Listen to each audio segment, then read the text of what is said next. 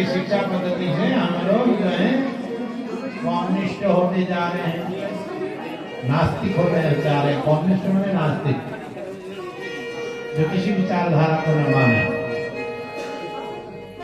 हमारी विचारधारा है, हम मनुवादी हैं, हम मनु के सिद्धांत को मानने वाले लोग हैं।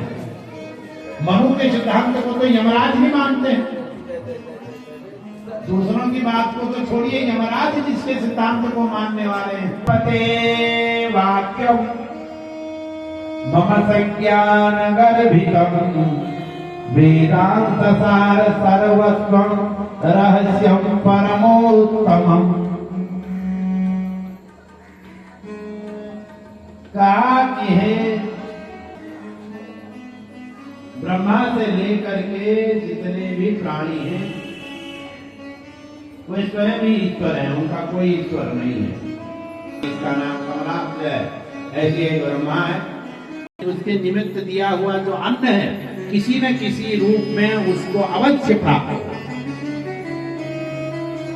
इसमें बहुत बड़ी हमारे यहाँ शास्त्रार्थ हो चुका है, बहुत बड़ा शास्त्रार्थ इसमें है। और पिछले साल श्राद्धों के विषय में जब मैंने चर्चा की थी अपने YouTube चैनल में, उसमें भी मेरे YouTube चैनल भी मेरे द्वारा उसमें सिद्धांत को स्थापित किया गया है कि कैसे पितरों को मिलता है।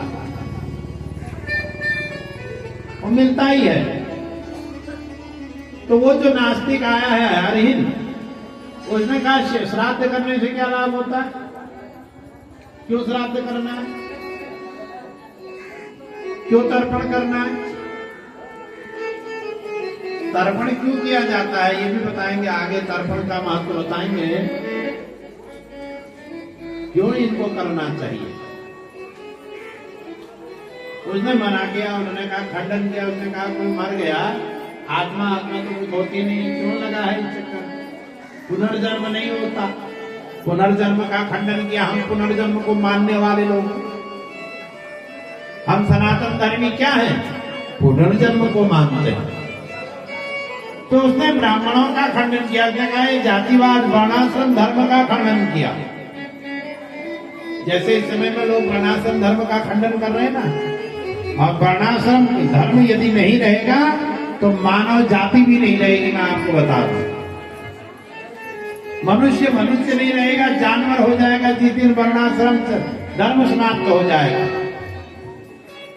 इसलिए मनुष्य धर्म को बचाना है, मानवता को बचाना है, तो वर्णाश्रम धर्म को मानना ही पड़ेगा। ब्राह्मण को ब्राह्मण बन के रहना पड़ेगा, क्षत्रिय को क्षत्रिय, वैश्य को वैश्य, शूद्र को शूद्र बन करके रहना पड़ेगा।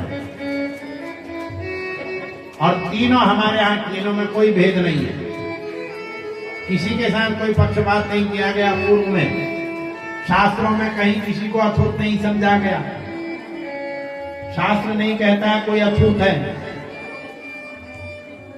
शास्त्र यदि ऐसा कहता है कि सब अछूत हैं, तो भीलनी तो सबरी तो भीलनी थी